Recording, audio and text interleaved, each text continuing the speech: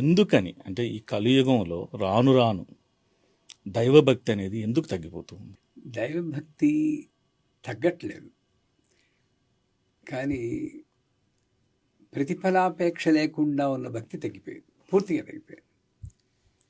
ఎందుకంటే కలి ప్రవేశించినప్పుడు ఋషులందరూ కలిసి బ్రహ్మదేవుడికి వెళ్ళి, నాయన కలి వస్తుందంటే ధర్మం ఒక్క పాదం మీద కూడా నడవడదు, అటువంటి ప్రభావం లేని చోటు చూపించు అంటే బ్రహ్మదేవుడు ఒక చక్రాన్ని ఇచ్చి, మనోమయ చక్రం అంటారు, దీని నిమిష ఎక్కడ విడిపడిపోతుందో అక్కడ మీరు తపస్సు చేసుకోండి, అక్కడ కలి రాదు అంటాడు. ఆ నిమిష విరిగి పడిపోయిన ప్రదేశాన్ని నైమిషారణ్యం అన్నాడు. అది జరిగి కథ. అదే కలియుగంలో ఉండేటప్పటికీ జ్ఞాన్యాం విజేతాంతి దేవీ భగవతి సా బలాదాకృష్య మోహాయ మహామాయ ప్రేక్షతి. మీరు గమనించండి, పురాణాలు, ద్వాపరయుగం, అక్కడ భాగవతంలో, రామాయణంలో,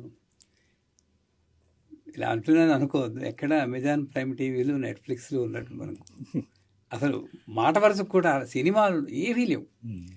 అంటే అక్కడ మాయ అన్నది అది వాళ్ళకి డైవర్ట్ అవ్వడానికి ఛాన్సే లేదు అక్కడ.